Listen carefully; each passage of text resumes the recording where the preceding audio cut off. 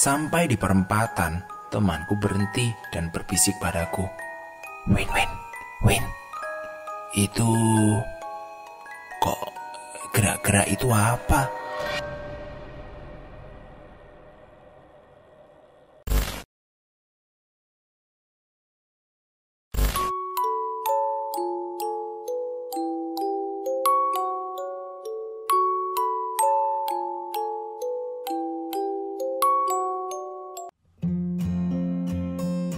Assalamualaikum warahmatullahi wabarakatuh.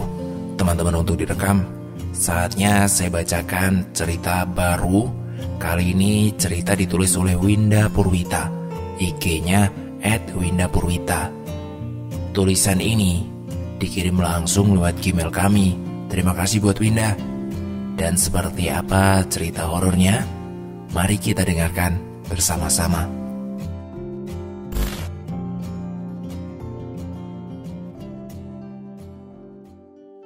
Cerita horor yang dialami selama di kampus memang sudah biasa.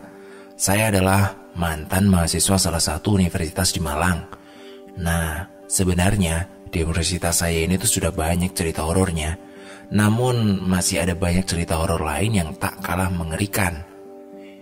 Jadi, ini cerita horor yang benar-benar kami alami waktu masih mahasiswa. Kami adalah mahasiswa Fakultas MIPA, jurusan fisika. Sekedar gambaran saja ya, gedung kami ini merupakan salah satu dari sekian banyak gedung tua yang ada di kampus.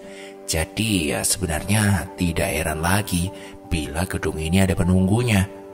Oh ya, ini baru cerita di gedung kami loh ya, belum ke gedung-gedung lain di komplek Fakultas MIPA. Ya udah, langsung saja ke ceritanya ya. Waktu itu kami lagi ada praktik untuk UTS. Ini adalah salah satu mata kuliah. Nah, seharusnya deadline-nya sudah kami selesaikan sejak seminggu lalu. Karena ada praktik yang cukup sulit dan labnya cuma satu yang mengharuskan kami untuk lembur dan membagi 2 kelompok. Makanya lama untuk menyelesaikannya. Saat itu kami semua tidak mau terus-terusan UTS. Kami pun sepakat untuk melembur. Lab yang kami gunakan itu ada di lantai 3 gedung jurusan fisika. Di samping lab kami ada kamar mandi, dibagi menjadi kamar mandi laki-laki dan kamar mandi perempuan. Jadi hanya terpisah tembok, bukan satu di ujung sana di ujung sini ya, cuma terpisah satu tembok saja. Saat itu, waktu sudah menunjukkan pukul 9 malam. Salah satu seniorku awalnya duduk di luar tiba-tiba masuk lalu bilang, Rek, jangan ribut, jangan rame toh ya." Ya, aku mengira memang anak-anak itu udah kelewatan. Rame banget.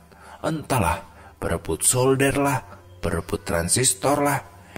Dan setelah mendengar kata-kata seniorku, suasana menjadi diam dan kami semua mendengar suara seperti seorang langkah kaki pakai sendal jepit begitu bolak-balik di ruangan sebelah atau kamar mandi. "Memang siapa yang ada di kamar mandi?" ucap temanku. Hush, diam. Itu loh, sudah keluar." "Oh, yang katanya Sambil menutup mulutnya yang dibalas anggukan semua anak-anak kecuali aku.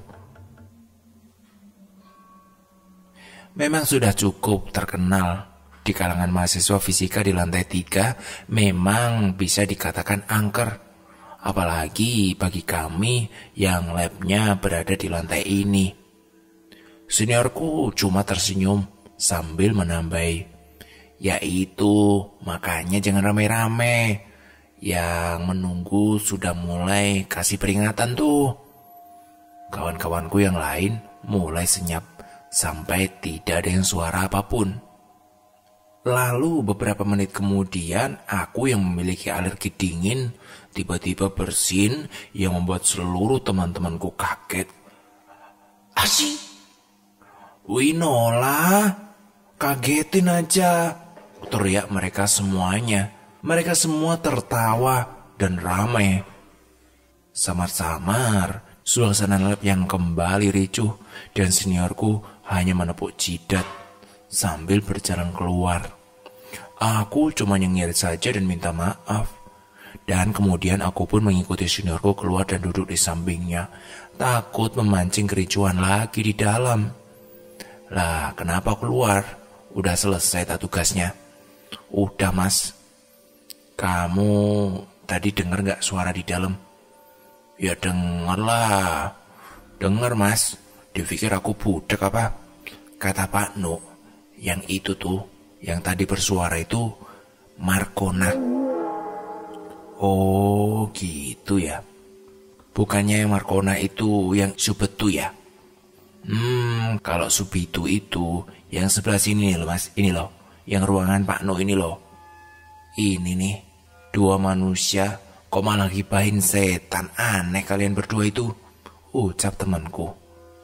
Alah, aku kemarin siang menemuin Pak Nuk di ruangannya.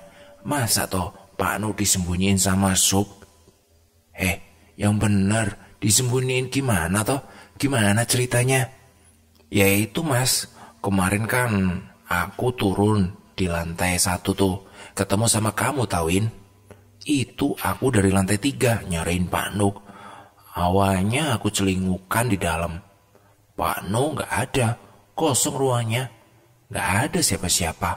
Terus aku keluar tanya sama kamu kan yang ada di lantai itu. Terus katamu Pak Nuk naik ke lantai 3. Terus aku balik lagi. Ternyata Pak Nuk itu ada di ruangannya loh. Setelah aku duduk beliaunya, tadi kenapa sih? Kok cuma celingukan? Gimana aku gak ketakutan? Terus kamu bilang sama Pak Nuk? Ya iyalah, aku ceritain semuanya. Pas aku kesana gak ada orang di kantornya. Terus apa kata Pak Nuk? Katanya beliau, dia tahu kalau aku ngintip, tapi waktu itu memang beliau nggak bersuara. Nah, setelah cerita itu, beliau baru bilang, mungkin Zizi, kamu lagi dikerjain sama Sup. Aku kok dengerin itu jadi merinding ya. Iya asli, aku aja nggak mau ikut ke sini. Sebenarnya aku masih ketakutan. Tapi mau gimana lagi, namanya tugas, Mas. Alah, kok malah cerita di sini toh? Kalian tahu nggak sih, setan itu kalau diceritain bakal nyambangin ke tempatnya, bakal datang. Iya ya, Mas. Ya Allah, gimana ini? Aduh, udah terlanjur aku cerita lagi. Lah nanti waktu kamu tidur, kamu dipeluk sih, kapok kamu. Mas, jangan bercanda kayak gitu toh. Jangan bercanda gitu toh, Win. Memang setiap penghuni di lantai ini dijuluki oleh para dosen.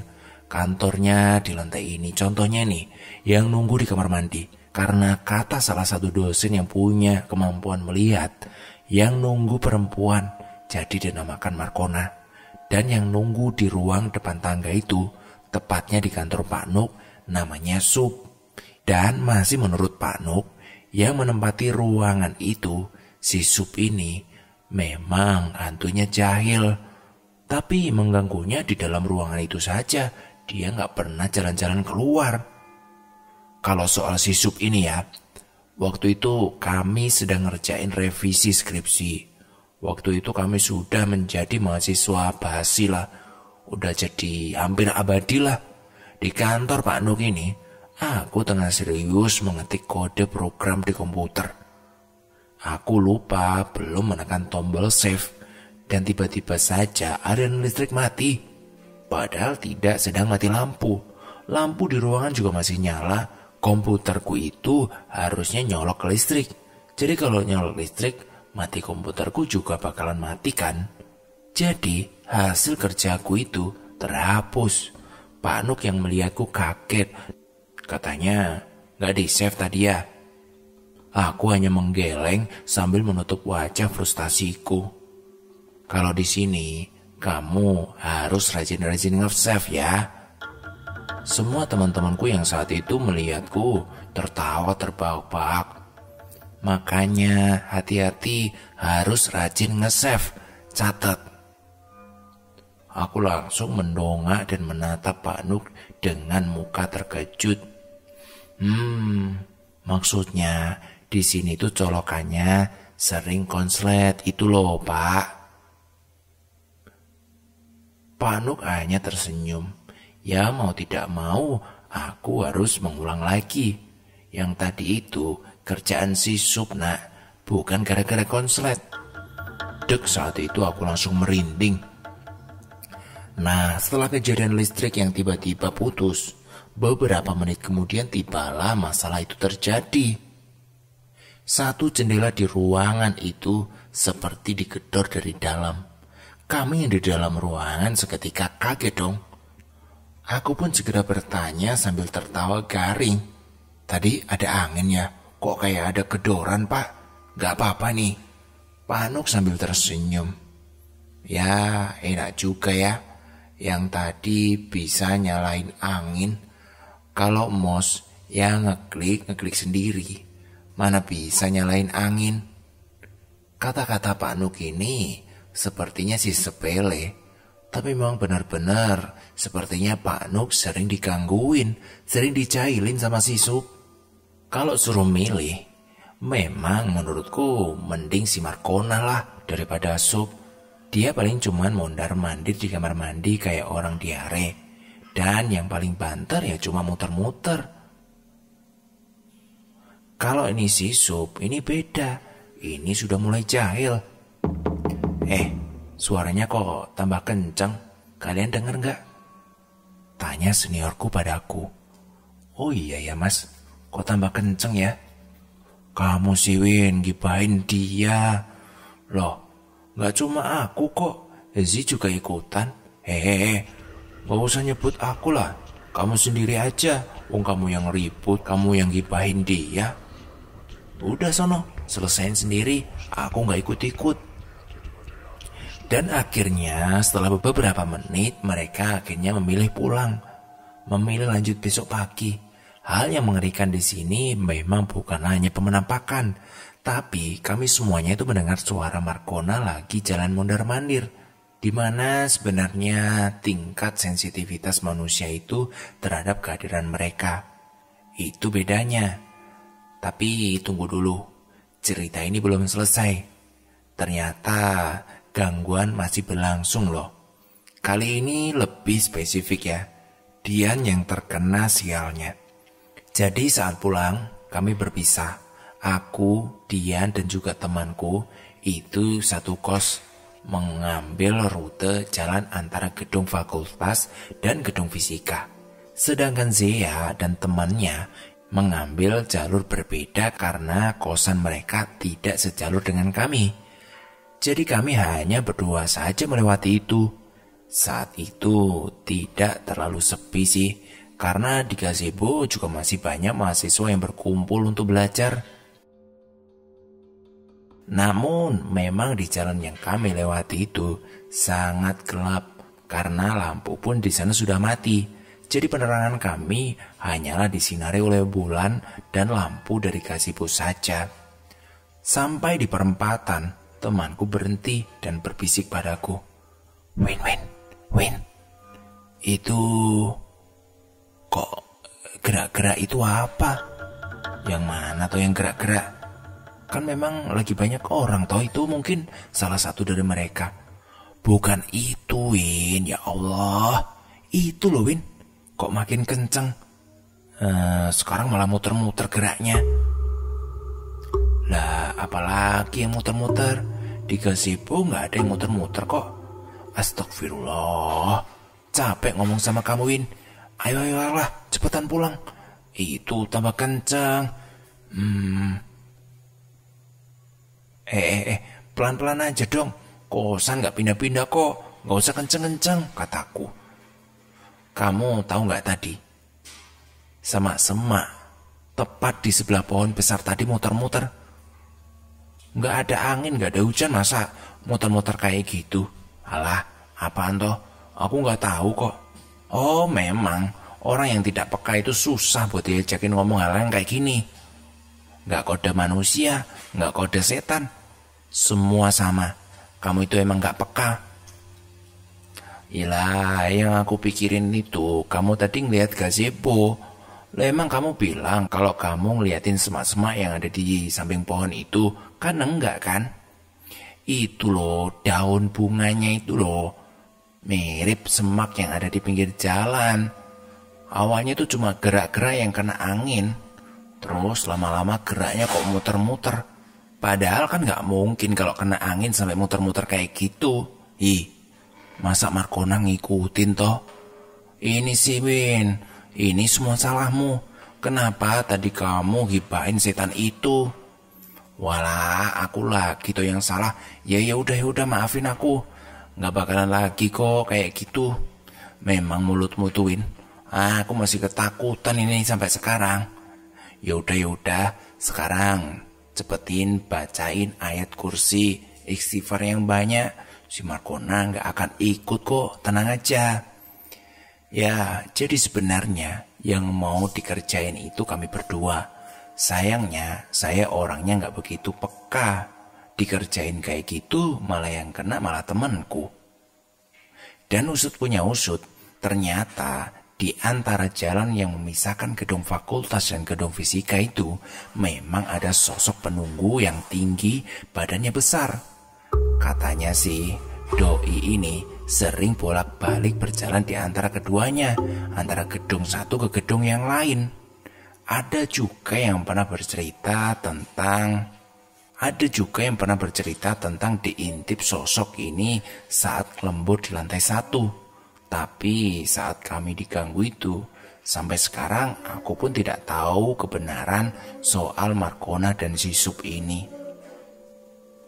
Saya sih sebenarnya iya saja dan tidak berniat untuk menceritakan hal itu.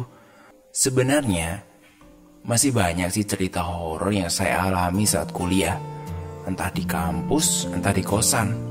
Tapi kalau ada waktu, nanti saya ceritain lagi. Terima kasih buat teman-teman Untung Direkam yang sudah mendengarkan cerita saya. Lain kali dilanjutkan. Penunggu lantai 3. Terima kasih, sampai jumpa. Assalamualaikum warahmatullahi wabarakatuh.